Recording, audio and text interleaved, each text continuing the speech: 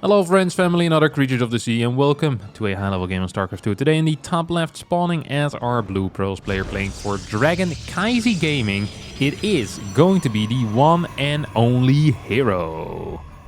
And in the bottom right here of this map, spawning as our red Zerg player playing for Basilisk, it is of course Reynor. Reynor, who recently announced that he's gonna be going to, I was gonna say Katowice, but he's gonna go to GSL. The GSL, I believe Season 2, because the Season 1 qualifiers have already been played. The Season 1 has already started, actually. And yeah, he's gonna go play in Season 2. I can't recall how many seasons there's going to be this year. I think there's 3 seasons of GSL, maybe 2 seasons of GSL. Either way, kind of cool that we're gonna have a foreigner again playing in the GSL. Reynor feels ready. Reynor feels excited for it. I think it's always cool. I wish that more players would still continue to play in the GSL. But yeah, Reynor so far the only one. Whereas the foreigner house has, I believe, closed at this point in Korea as well. Now it's inhabited by Scarlet, Australia, No Regret at some point. Special lived there as well. Everyone went back to their respective countries. There's very little players left in Korea. Out of the foreigner scene, I think sort of still is in Korea. I'm not sure if he plays the GSL qualifiers. But oh well, that's a story for another time. Let's have a look here at this game. As some serious scouting going on here, coming out of Reynor. He's checking every nook and cranny on this map. Making sure that he's not going to be destroyed by any weird proxy. This was a no scout coming out of hero. And it means that as a result, his initial Stargate unit is going to be a little bit quicker. Took a gas first with it as well. Went for this weird hero wall that he always goes for. He loves it. I'm okay with it, so let's call it a draw. Double gate into third base. All very quick, of course, due to the complete lack of scouting. Very often when Protoss players don't scout at all, so not just a late scout, but just no scout at all, there's very often a proxy on the map, because the probe that is supposed to be scouting instead is proxying. So it's a pretty big tell. Whenever you see a no scout coming out of TOS, all the high level Zergs will start looking around with their first 2 links. There are some players that always look around with their first 2 links just because they're paranoid, or because they like winning very much. They're like, hey, I'm not going to be taking any risks. So we have the first 2 oracles now moving across the map. Spore finishes up at the third base. 2 queens out in the net. Could have actually probably gone in towards the natural. The third queen wouldn't have quite been ready yet. As this Spore is going to get taken out. It's going to be forced to cancel twice. A little bit of hull damage on one of these oracles. So honestly, pretty decent start here for hero if you ask me. 2 more adepts do get warped in as the triple adept shade goes across the map. And 2 more gateways being added in into the mix as well. Neat little opener here out of hero, who in the past few weeks has been focusing pretty hard on the initial glaive adept pressure, and then the follow-up with a lot of blink stalkers, with high energy oracles. One of the key things I think that hero has been doing pretty well is making sure that hold that thought as the first oracle goes down. Making sure that his oracles keep a lot of energy and only really activating when it's extremely necessary to activate, or when it can give him a very big win. That was obviously some sloppy movement, but he is still gonna get into the main base. Some good control here on the oracles. It's gonna get 5-6 kills. That is pretty decent. He's gonna almost lose another oracle though. 6 workers, has lost 1 oracle. So not the greatest start for a hero, but still decent damage coming out of him. It's gonna just be 3 adepts plus 2 stalkers here. Full wall coming at the third, making it impossible for Reynor to ever really move through this area. And as he goes into the +1 melee as well as lair, we're just waiting to see what the tech of choice is going to be for a Zerg player. Ooh, look at that. Overlord speed. That's actually a pretty rare upgrade to see in this matchup. That's actually really rare. Because you can just build 1 overseer. That's what most players do. I guess this is cool as well. I mean, don't hate it. I just don't really see the purpose. It's going to be a prism here with this push out, by the way. It's really going to be a very serious push out coming out of hero. Like, serious commitment here. 2 blink stalkers. We're at 6 gateways. No, we're at 8 gateways. Oh my god. Can't count. A terrible way to find out. Yeah, it sucks that he lost that one Oracle, because the third Oracle really adds a lot, both in, you know, adding stasis wards or just keeping your unit safe against high link counts. Reynor decides that a Spire here is the play that he wants to go for. One extra Oracle is gonna fall down. Hero's just in a world of trouble. Reynor winning extremely hard right now at this moment. Oh my god. There's two things that Reynor can do right now, and one of those two things is drone up, get up to 85, 90 million, however many workers you want, 95 workers, get your drones out, 8 gases, take a 5th base and start pumping Mutalisks like your life depends on it. Another thing that he can do is stay on a relatively low worker count, 74, 75 or so, get 8 or 9 Mutas and really just use them as an anti-air and then go for a massive Ravagerling Bane bust of a pretty low worker count. You max out, you kill your opponent's 3rd base. I am not sure what Reynor's plan is. He's mixing in some drones, he's mixing in some units. It's possible that Reynor is still afraid. If he is, then he has no reason to be afraid right now, because he is not about to die. It's just simply not possible. Spire finishes up, but he only has gas for 6 Mutalisks. He is adding in more and more drones, but he's still adding in the occasional Ling here and there as well, as the bunch of Stalkers now moving on the map. Prism makes its way towards the far right side as well, as the goal is being taken as the 5th base for Reynor, who's just in a superior position to his opponent. Much superior. 7 gases, no 8 gas yet. So I guess not a very heavy commitment into the Muta, more just as like a control unit, you know? You can deal with the Prism, you can harass a little bit with it, you can... yeah, whatever. The Oracle's not that big of an issue anymore, although they already weren't that big of an issue anymore, because there really just was a single Oracle left remaining, if that's even still the case. Where are you, sir? Where are you? Okay, there we go. Yeah, it was at the 4th base. So Reynor's just collecting a bunch of Mutas on the far left. He's hitting so late with this, though. And this push that he's going for also is hitting kind of late. It felt like he kind of took the... you know, the best of both worlds, except it's not really the best of both worlds. It's kind of the worst of both worlds. It's not really a committed push. It's also not really very high on the worker count. These Mutas are dealing a bit of damage. 8 workers, not bad. Don't forget though, this is about a 2k resource investment, so killing 8 workers isn't quite enough. You are tying up some Stalkers, so those are some resources that won't be here with the fight. Storm is about to finish up though, and the moment that finishes up, I don't think these Banelings are going to be capable of dealing a whole lot of damage. Cannonballs, batteries, everything is here. Templar have been put into a prison for safety, as they're gonna catch this Baneling flank. That is a very big hit.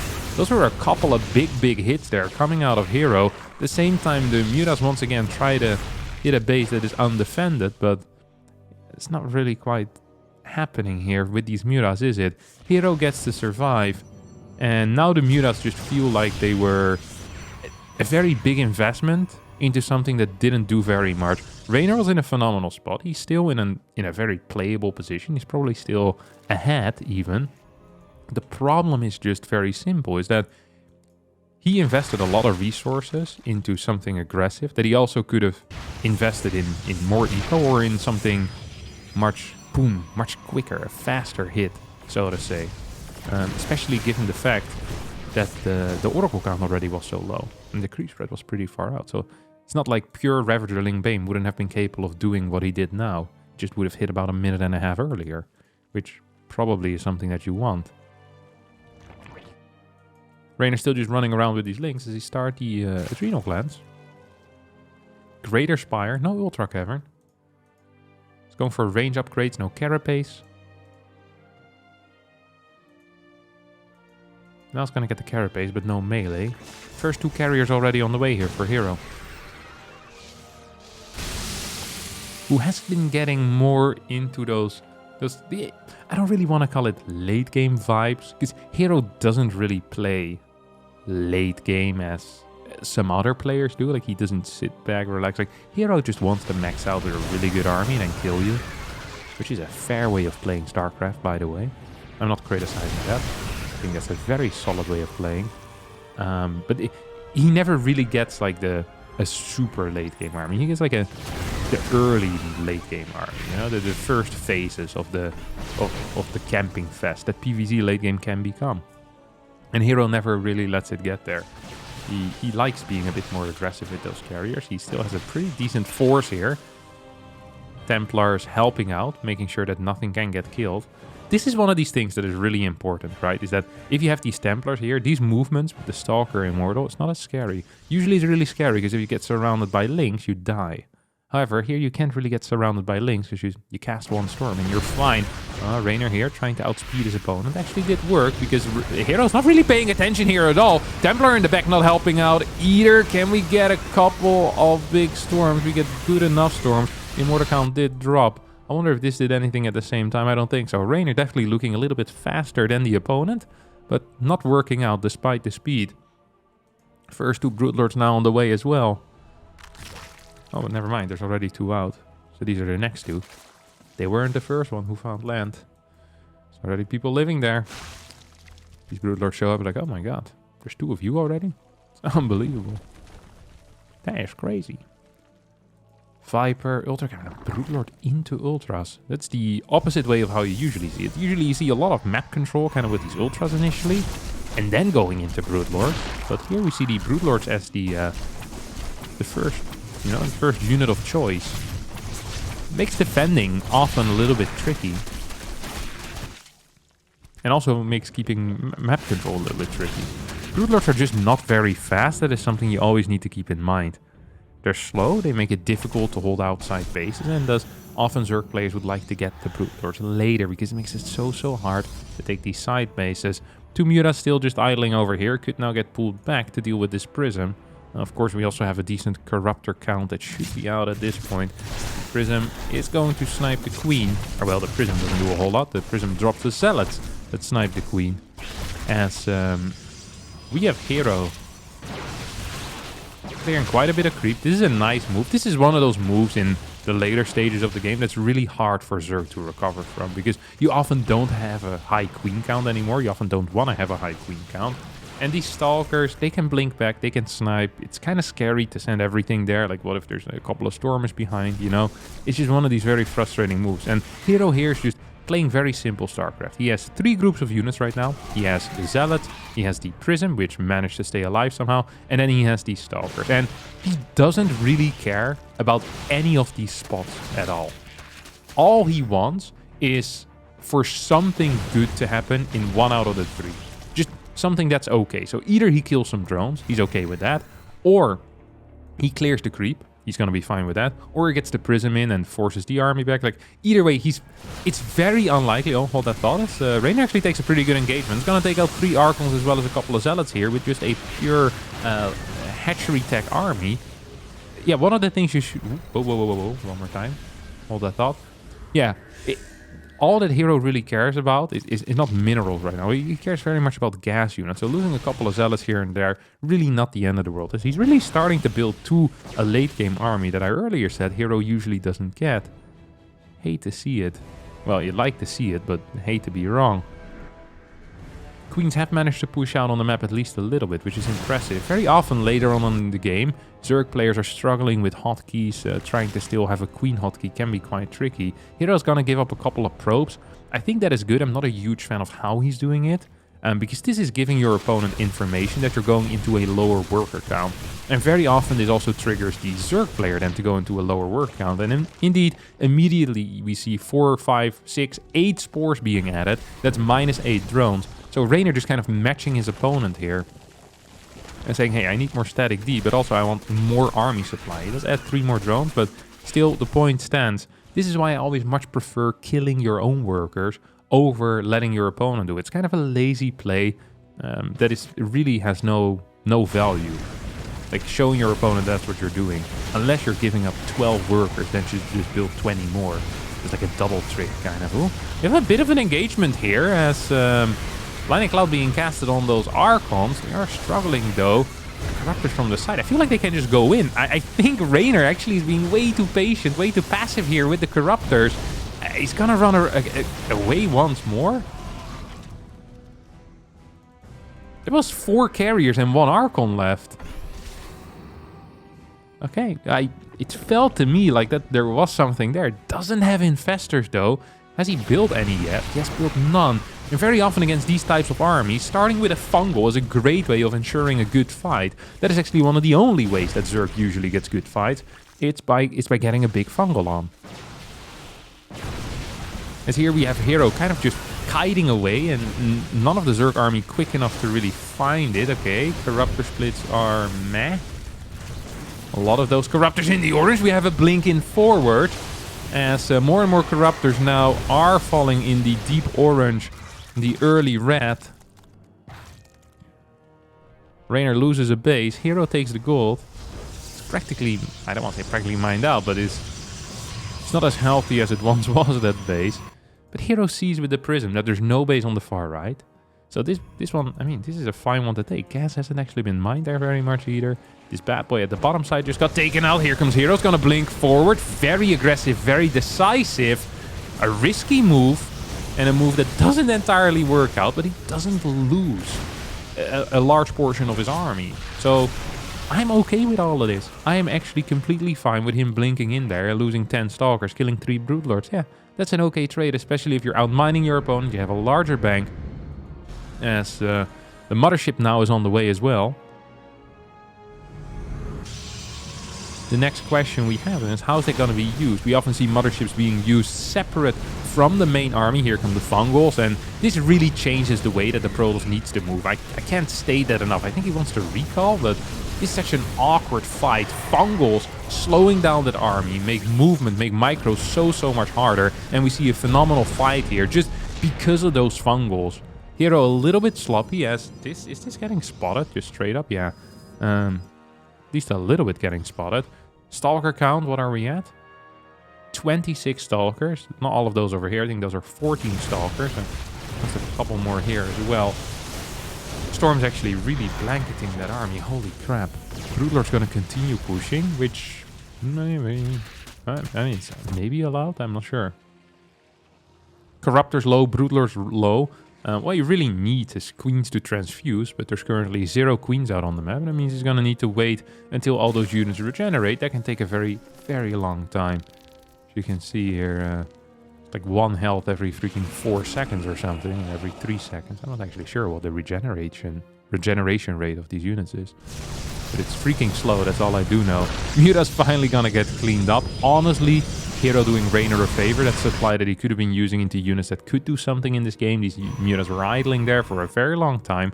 Prism still here on the right side. Hasn't been spotted yet. Hasn't seen the gold base either. Or the gold base. The hatchery over here either. If Hero gets a kill on that... Oh! Beautiful blink. Dodges that Fungal. As the Void Ray Force starts moving towards the other side. So once again, we just have this... I don't want to say a very complex... a hotkey setup, actually a pretty simple one, where we just have a pure Stalker army on one side, then a couple of Void Rays on the other. But the funny thing is that there's still a main army somewhere. I have no clue where it... Okay, here it is.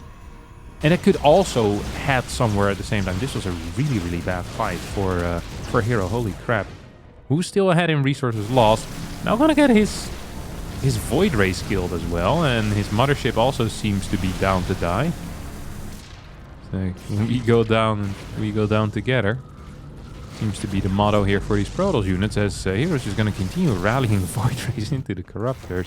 Sloppy play, but he's outmining his opponent, has very good static defense here. Can you fight into this as Reynor? Super Battery gets cast on this battery. That's two Ultras versus 3 cannons. It's not a great look there trade-wise. Stalker's now looking for a trade against Fungal Boys.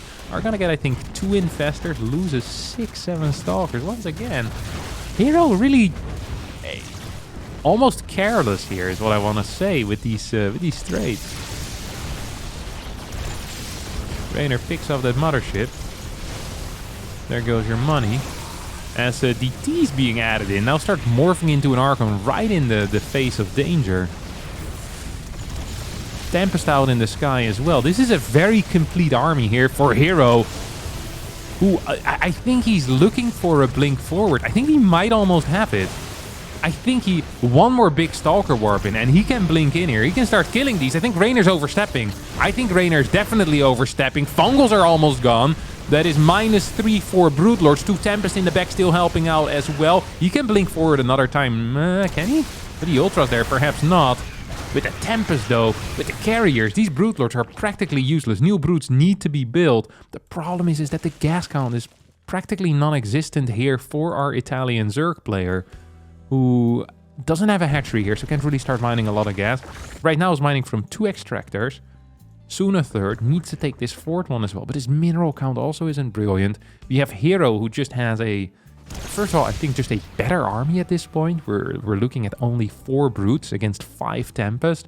The Corruptor count being 16, which is maybe not the end of the world. I really think the lack of Brutes here is kind of killing his vibes. It really is. Fungal's not available really either. That's 1 Fungal.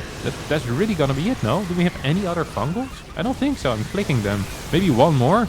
There we go. It's gonna hit the Carriers, but these Corruptors are taking a beating too. Once these Broodlords die, the ground army is gonna be having a blast. Although, is the Immortal count large enough for these Ultras? Maybe the answer there is gonna be no as well.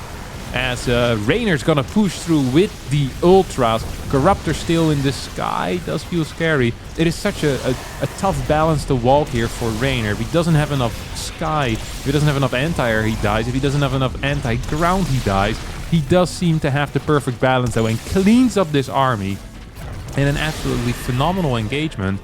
With the one big problem being is that a phenomenal engagement isn't good enough. He needed a stomp of a fight. That wasn't a stomp. They traded, and Reynor has been mining less. Mining very often the deciding factors in these type of games, as the gold base has now practically been mined out, except for, well, gas. Gas is an important resource, don't get me wrong. But yeah, let's take a look at the armies actually. 14 Stalkers, 2 Carriers, 4 Templar. See 7 Zealots being warped in as well. Practically all that Reynor has right now are Zerglings. He is trying to add in some Fungal boys, which I think is a good call. Wait, fast we can do something. That's a crazy blink for it. That is a crazy blink for it. He's gonna get the snipe here. Needs to recall, but it's gonna lose a lot of Stalkers if he ain't careful. Stasis Ward could come in handy. And he's gonna come somewhat in handy. These Lings now moving in. Yeah, they don't want to go in there. There's Storms available. Corruptors here being taken out as well. What are the upgrades for the Corruptors actually? Okay, just 2-3. We have 3-3 on the air for hero. He's killing. He's killing his opponent right now. He's absolutely killing his opponent. There's just not enough units. There just aren't. There really aren't.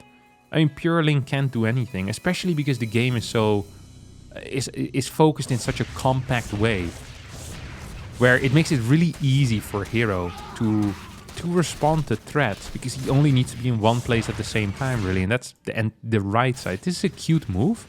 There's no overseers with this. Hero immediately sees that, realizes, it's like, hey, no overseers. I think I can just warp in a couple of DTs then, can't I? And just deal with that. I just want to stay on the right side, which is obviously the correct call. He wants to stay on the right side. Observer is now being created. These DTs are being sent either towards the left side or something is being done with those DTs. I don't think it matters so much, even if hero were to move completely out position or were to lose like 10 buildings in the main. The problem just here for Reynor is that there's no way to, you know, to pull them apart. There's no way to start multitasking like crazy here. It's like, oh. The game is so simple for hero. That's the issue. He has cannons everywhere. He has batteries everywhere. Like, what are you going to do? Attack this base with your links? No. What are you going to do? Attack this? No, that's where the army is. So really all that's left is the main, but that's also a death trap. And you can just warp in as hero. Hero's busy maxing out. I think hero realizes very well that he's going to have a much larger army than his opponent. We haven't seen a single Neural Parasite cast yet. I think here we're going to go 1-2. I mean, that's a much better start of the fight than I would have expected, given the fact that hero is up about 50 army supply. It's just, now we're going to get a couple of storms here. I mean, these infests are just dead. This game's over. Hero's going to walk in. He's going to win. GG gets skulled as hero victorious here. 26-minute late game, actual late game as well. Hero playing some solid StarCraft there. Reynor not managing to do it. And that's going to be it for me today. Thanks all so much for watching. I hope you all enjoyed. If you did, don't forget to like button, subscribe to the channel, and see all of you next time for a new video. Thanks so much, and bye-bye.